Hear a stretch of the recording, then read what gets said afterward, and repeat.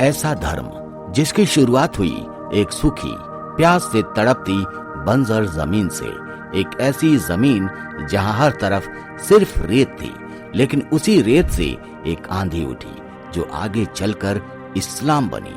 और वो आंधी इतनी तेज चली, इतनी ताकतवर निकली कि पूरी दुनिया इसके कदमों में झुक गई। यही वो जमीन थी, सऊदी अरब, जहां एक नई आस्था ने जन्म लिया और फिर धीरे धीरे उसने अपने नियम बनाए, अपने कानून थोपे और एक ही शब्द को सच मानने का फरमान जारी कर दिया, ला इलाहा इल्लल्लाह। फिर वही जमीन जिसने सूरज को सहारा दिया, जहां काफिर, पूजा, मूर्ति सबको हराम करार दे दिया गया।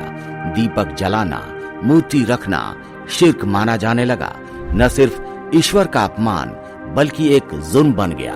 मैदान पर फिर भी उसी रेत में छुपकर छुपी हुई प्रार्थना, छुपी हुई भक्ति, सनातन धर्म अपनी परछाई लेकर जिंदा था, भय के अंधेरे में, लेकिन बुझा नहीं था, बस छिपकर धड़कनों के भीतर। सऊदी अरब वो जमीन जहां हर गली, हर कोने में इस्लाम की एक छत्र सत्ता है, जहां मस्जिदें आसमान छूती हैं, लेकिन मंदिरों का नाम लेना भी खतरे से खाली नहीं है।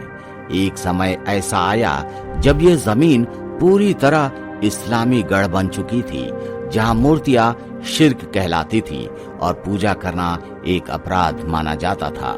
लेकिन फिर इतिहास ने करवट ली और भारत से एक दिव्य पुरुष की एंट्री हुई, नरेंद्र मोदी। वो सिर्फ भारत के प्रधानमंत्री बनकर नहीं आए थे, बल्कि एक संस्कृति के दूत बनकर आए थे। उनके आने के बाद जो नामुमकिन था वो संभव होने लगा। जहां कभी मंदिर की बात भी गुनाह मानी जाती थी, वहां अब मंदिर बन रहा है। सऊदी अरब के सरकार ने खुद रामायण और महाभारत जैसे ग्रंथों को उर्दू में ट्रांसलेट करवाया और उन्हें लाइब्रेरीज में जगह दे दी और इस मिशन को आगे बढ़ाया।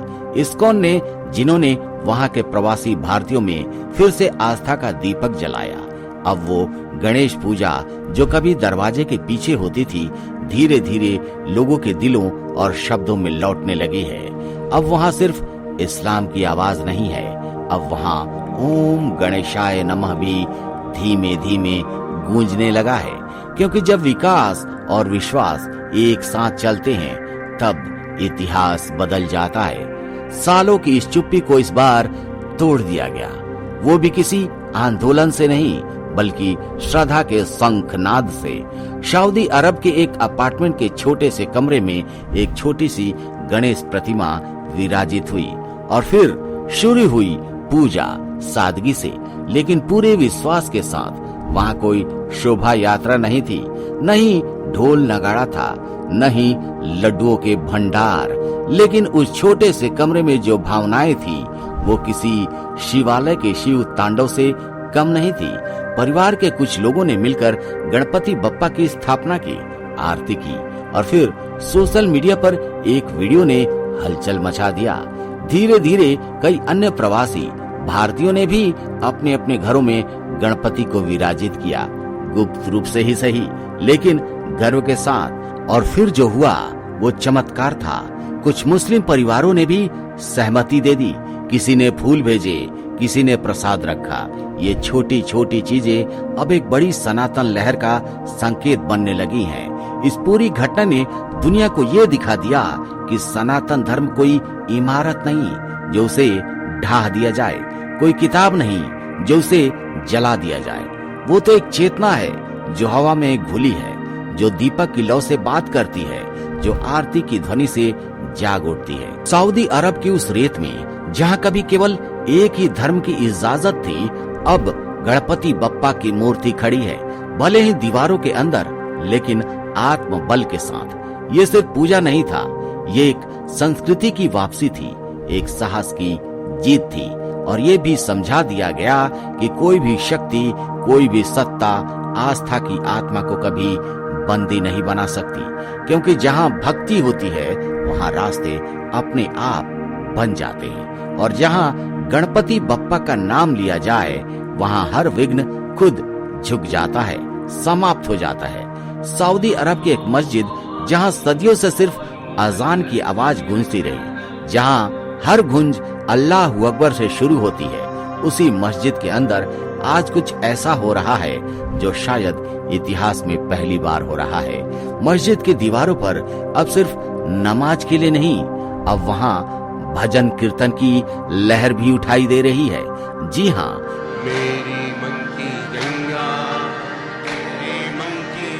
वहाँ बैठे मुसलमान भाइयों के दिल को छू रहे हैं। कोई ताली बजा रहा है, कोई आंखें मूंद कर सुन रहा है, किसी ने कुरान की आयतों के बीच भगवत गीता की एक पंक्ति भी रख दी है और कहा, हमने आज तक सिर्फ सुना था कि राम एक राजा थे, आज महसूस हो रहा है कि राम हमारे भीतर भी हैं। ये कोई मजबूरी नहीं थी दोस्तों, यह एक अद्भुत आत्मिक स्वीकृति है। ये भजन कीर्तन सिर्फ संगीत नहीं, ये आस्था के बीच खड़ी दीवारों का गिरना है। ये वो पल है जब मस्जिद की शांत सफेद दीवारों ने देखा कि ईश्वर के नाम पर बांटने वाले हार गए और प्रेम से जोड़ने वाले जीत गए। यह सऊदी अरब की वो सुबह है जो सिर्फ सूरज की नहीं, सनातन की रोशनी से भी जगमगा रही है। सोचिए दोस्तों, सऊदी अरब जैसे देश में जहां सदियों से सिर्फ एक ही धर्म की शिक्षा दी जाती है, आज वहां की राजकुमारी खुद भगवत गीता पढ़ रही है। उस महल की दीवारों के अंदर जहां कभी सिर्फ अरबी हदीसों की गूंज होती थी, अब कर्मणे वाधिकारस्ते मां फलेषु कदाचना की शांत लय सुनाई दे रही है। ये कोई अफवाह नहीं है, ये वक्त की करवट है। जहां सऊदी अरब के सरकार ने अब स्कूलों में भगवत गीता पढ़ाने की अनुमति दे दी है। अब बच्चे वहां सिर्फ इस्लाम नहीं बल्कि सनातन के गूढ़ दर्शन को भी समझ सकेंगे। और सबसे बड़ा बदलाव ये सब खुद शाही परिवार से शुरू हुआ। राजकुमारी ने गीता का पहला अध्याय पढ़ा और कहा, इसमें वो शांति है जो मैंने किसी और किताब में नहीं पाई है। अब सऊदी के क्लासरूम में एक बच्चा कुरान की आयतें पढ़ने के बाद पूछता है, क्या अर्जुन भी कभी डरते थे? और टीचर मुस्कुराकर गीता का वो लाइन सुनाता है, न हन्यते हन्यमाने शरीरे। ये बदलाव कोई धर्म परिवर्तन नहीं, ये चेतना का विस्तार है।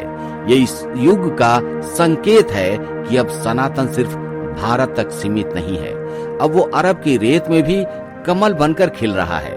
कौन कहता है दोस्तों कि रेत में रंग नहीं होते? सऊदी अरब की उसी जमीन पर जहां कभी रंगों को हराम कहा गया था, आज रंग बरसे भीगे चुनर वाली गूंज रहा है। और हैरानी की बात, वहाँ सिर्फ हिंदू ही नहीं, मुस्लिम भाई बहन भी होली खेल रहे हैं, गुलाल उड़ा रहे हैं, एक दूसरे को गले लगाते हुए और साथ मिलकर कहते हैं, रंग धर्म नहीं देखते, बस दिल देखते हैं। रिधाए की गलियों में जहां एक वक्त आरती की आवाज भी गुनाह मानी जाती थी, आज पिचकारी की धार बह रही है। बच्चों के हाथों में रंग है और बुर्के में लिपटी महिलाएं भी अपनी हथेलियों से गुलाल लगा रही हैं। ये कोई विरोध नहीं है, ये विश्वास है कि सनातन धर्म अब सिर्फ पूजा तक सीमित नहीं है, ये एक उत्सव बन चुका है जो अब मजहबों की दीवारों को तोड़ रहा है।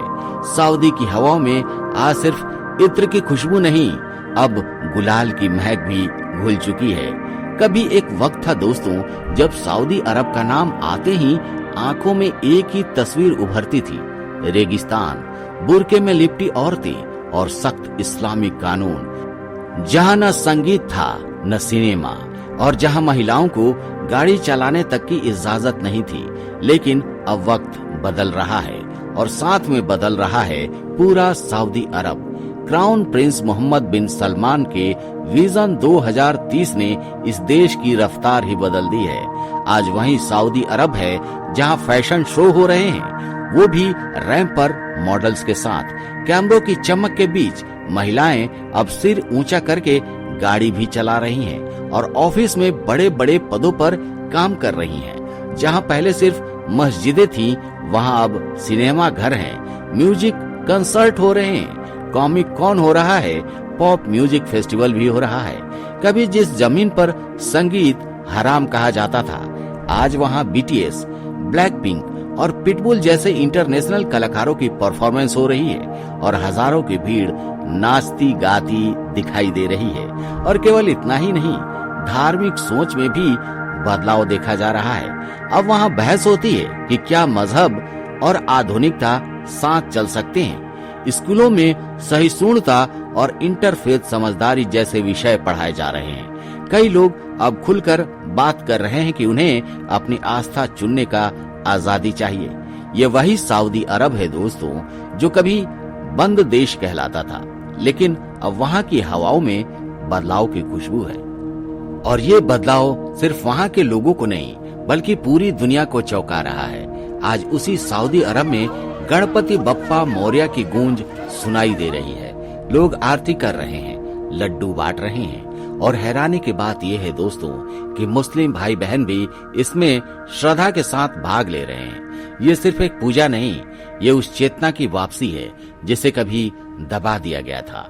क्योंकि बप्पा सिर्फ भगवान नहीं, वो भावना है, और भावना को कभी कैद नहीं किया जा सकता।